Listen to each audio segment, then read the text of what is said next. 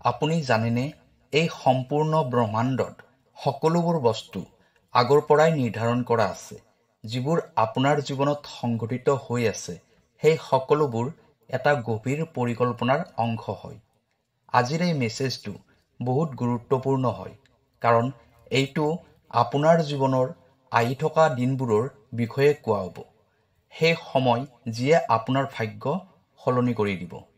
সেই সময়খিনিৰ ভিতৰত ইউনিভাৰ্ছে আপোনাক সেইজন ব্যক্তিৰ সৈতে সাক্ষাৎ কৰাই দিব, যিজন ব্যক্তি আপোনাৰ জীৱনত আহিলে আপোনাৰ জীৱনত এক অদ্ভুত ধৰণৰ পৰিৱৰ্তন আহিব। এই ভিডিঅ'টো শেষলৈ চাই থাকিব, কাৰণ এই মেছেজটো আপোনাৰ বাবে হয় আৰু এই মেছেজটো অৱহেলা কৰাটো আপোনাৰ জীৱনৰ বাবে আটাইতকৈ ডাঙৰ ভুল সিদ্ধান্ত হ'ব পাৰে। ইউনিভাৰ্ছৰ এই মেছেজটো প্ৰত্যক্ষভাৱে আপোনাৰ আত্মাৰ ভিতৰত সোমাই যাব। কল্পনা কৰক যেন এজন এনেকুৱা ব্যক্তি যিয়ে আপোনাৰ সকলোবোৰ সমস্যা সমাধান কৰাৰ বাবে আপোনাক সহায় কৰিব। সেই ব্যক্তিজন আপোনাৰ প্ৰেৰণা হ'ব পাৰে, আপোনাৰ বন্ধু, আপোনাৰ মাৰ্গদৰ্শক অথবা এনেকুৱা কোনোবা এজন হ'ব যি আপোনাৰ আত্মাৰ সৈতে এক গভীৰ সম্পৰ্ক আছে। প্ৰিয় দৰ্শক, আছামিজ এষ্ট্ৰলজীলৈ আপোনাক স্বাগতম জনাইছোঁ। মই এষ্ট্ৰলজাৰ ধীৰাজ শৰ্মা। ভিডিঅ'টো শ্বেয়াৰ কৰি দিব আৰু কমেণ্টত লিখিব থেংক ইউ ইউনিভাৰ্ছ, জয় বজৰংবলী। প্ৰিয় দৰ্শক, যদি আপোনাৰ ব্যক্তিগতভাৱে কিবা সমস্যা হৈ আছে তেনেহ'লে ভিডিঅ'ৰ স্ক্ৰীণত দিয়া নাম্বাৰত আমাৰ সৈতে যোগাযোগ কৰিব। আমি আপোনাৰ সমস্যাসমূহ সমাধান কৰিবলৈ চেষ্টা কৰিম। এতিয়া হওক ভিডিঅ'ৰ পৰৱৰ্তী অংশলৈ যাওঁ। কিন্তু আপুনি মনত ৰাখিব, সেই ব্যক্তিজন কোনো সাধাৰণ সময়ত নাহে। এই ব্যক্তিজনৰ আগমনৰ প্ৰস্তুতি ইউনিভাৰ্ছে আপোনাৰ জীৱনৰ প্ৰতিটো সৰু ডাঙৰ অনুভৱৰ জৰিয়তে কৰিছে। ইউনিভাৰ্ছে আপোনাক এই কথাটোৰ সংকেত আগতেই দিছে। হ'ব পাৰে আপুনি কিবা এটা আচৰিত ধৰণৰ অনুভৱ কৰিছে, যেনে বিনা কাৰণতে কোনোবা অচিনাকি মানুহৰ চেহেৰাটো বাৰে বাৰে আপোনাৰ মনলৈ আহি আছে। কিবা এটা এনেকুৱা সপোন যিটো সপোনে আপোনাক প্ৰত্যেক নিশাই আমনি কৰি আহিছে। অথবা কিবা এটা এনেকুৱা সংকেত যিটো সংকেতক আপুনি অৱহেলা কৰি আহিছে। এই সংকেতটো এই কথাটোৰ প্ৰতীক হয় যে ব্ৰহ্মাণ্ডই আপোনাৰ বাবে এটা বিশেষ পৰিকল্পনা কৰিছে। ইউনিভাৰ্ছে আমাক প্ৰতিদিনে মেছেজ দিয়ে, কিন্তু আমি সেইবোৰ অৱহেলা কৰি থাকোঁ। এই ব্যক্তিজনে আপোনাৰ জীৱনত এটা ডাঙৰ পৰিৱৰ্তন লৈ আহিব, কিন্তু আপুনিও এই পৰিৱৰ্তনটোৰ বাবে সাজু হৈ থাকিব লাগিব। এতিয়া প্ৰশ্ন হ'ল, আপুনি সেই ব্যক্তিজনক কেনেকৈ চিনাক্ত কৰিব পাৰিব? এই ব্যক্তিজনৰ উপস্থিতি আপোনাৰ জীৱনত বহুত বেলেগ ধৰণৰ হ'ব। যেতিয়া আপুনি তেওঁক লগ পাব তেতিয়া আপোনাৰ মনত এটা বেলেগ ধৰণৰ কম্পনৰ অনুভূতি হ'ব। এনেকুৱা লাগিব যেন আপোনাৰ আত্মাই সেই ব্যক্তিজনক আগৰ পৰাই চিনি পায়। আপোনাৰ মনে সেই সময়তে এইটো জানি ল'ব যে এই ব্যক্তিজন সেইজনেই হয় যাৰ বাবে আপুনি ইমান সময়ৰ পৰা প্ৰস্তুতি চলাই আছিল।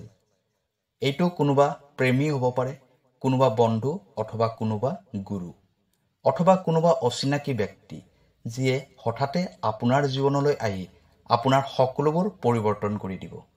এইটোও হ'ব পাৰে যে এই ব্যক্তিজনক আপুনি আগৰ পৰাই জানে, কিন্তু ইউনিভাৰ্ছে এতিয়া তেওঁৰ প্ৰকৃত উদ্দেশ্যক উজাগৰ কৰিছে। যেতিয়াই এনেকুৱা কিবা এটা হয় সেইটো বুজিবলৈ চেষ্টা কৰিব। আপুনি ভিতৰৰ পৰা অহা শব্দটোৰ ওপৰত ধ্যান দিব। ব্ৰহ্মাণ্ডই তেতিয়াই পৰিৱৰ্তন কৰে যেতিয়া আপুনি সেই পৰিৱৰ্তনৰ বাবে সাজু হ'ব। হয়তো আপুনি নিজৰ লক্ষ্যত উপনীত হ'বৰ বাবে বহুত পৰিশ্ৰম কৰিছে। ইউনিভাৰ্ছে প্ৰতিটো বস্তুৰ ওপৰতে চকু ৰাখে। যেতিয়া ইউনিভাৰ্ছে দেখিব যে আপুনি সেই পৰিৱৰ্তনৰ বাবে সম্পূৰ্ণৰূপে সাজু হৈছে, তেতিয়া ইউনিভাৰ্ছে আপোনাক সেই ব্যক্তিৰ সৈতে সাক্ষাৎ কৰাই দিব। মনত ৰাখিব যে প্ৰতিটো পৰিৱৰ্তনেই আৰম্ভণিতে সংঘাতপূৰ্ণ হয়।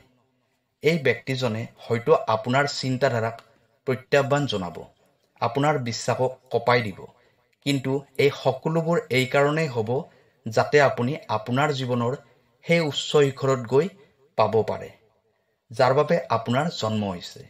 এই ব্যক্তিজনক লগ পোৱাৰ আগতে আপুনি নিজকে মানসিক, শাৰীৰিক আৰু ভাৱনাত্মক ৰূপত সাজু কৰাব লাগিব। সকলোতকৈ প্ৰথমে জীৱনলৈ পজিটিভিটি আনিব। প্ৰতিদিনে ৰাতিপুৱা উঠি নিজকে ক'ব যে মই সাজু হৈছোঁ। ব্ৰহ্মাণ্ডৰ পৰিকল্পনাবোৰক স্বীকাৰ কৰি লোৱাৰ বাবে নিজৰ মনক শান্ত কৰিব, ধ্যান কৰিব, ব্ৰহ্মাণ্ডৰ সৈতে কথা পাতিব। ব্ৰহ্মাণ্ডক ক'ব যে মই সাজু হৈছোঁ, মোক সঠিক ৰাস্তা দেখুৱাই দিয়ক।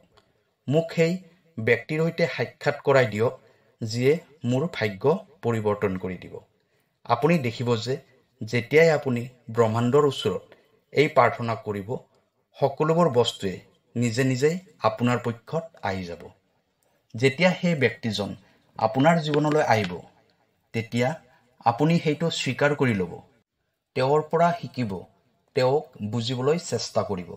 এই ব্যক্তিজনে কেৱল আপোনাক সহায় কৰিবলৈ অহা নাই, বৰং তেওঁ আপোনাৰ জীৱনৰ অংশ হ'বলৈ আহিছে। মনত ৰাখিব, এই ব্যক্তিজন চিৰদিনৰ বাবে আপোনাৰ জীৱনত নাথাকিব। হ'ব পাৰে তেওঁ কিছু সময়ৰ বাবেহে আপোনাৰ লগত থাকিব, কিন্তু তেওঁৰ উদ্দেশ্য কেৱল আপোনাক সেইটো শিকোৱাৰ বাবে হ'ব যাৰ দ্বাৰা আপুনি জীৱনত আগুৱাই যাব পাৰিব। যেতিয়া আপুনি সেই ব্যক্তিজনক লগ পাব আৰু আপোনাৰ জীৱনত যেতিয়া পৰিৱৰ্তন আহিব, তেতিয়া আপুনি ইউনিভাৰ্ছক ধন্যবাদ জনাবলৈ নাপাহৰিব। ব্ৰহ্মাণ্ডই সদায় আপোনাৰ ভালৰ বাবেই কাম কৰে। যেতিয়া আপুনি তেওঁৰ পৰিকল্পনাবোৰ বিশ্বাসত ল'ব, তেতিয়া ব্ৰহ্মাণ্ডই আপোনাৰ প্ৰতিটো অভাৱ অভিযোগৰ ওপৰত গুৰুত্ব দিয়ে। এই ব্যক্তিজন কেৱল এটা মাধ্যম হয়। আপোনাৰ আচল শক্তি আপোনাৰ ভিতৰত আছে। সেই ব্যক্তিজনে কেৱল আপোনাক এইটো কথা মনত পেলাই দিবলৈ আহিছে যে আপুনি কিমান শক্তিশালী হয়।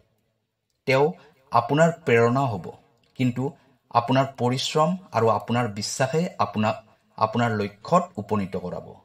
সেইবাবেই এই ভিডিঅ'টোৰ জৰিয়তে ইউনিভাৰ্ছে আপোনাক এইটো সংকেত দিছে যে আপোনাৰ সময় আহি গৈছে।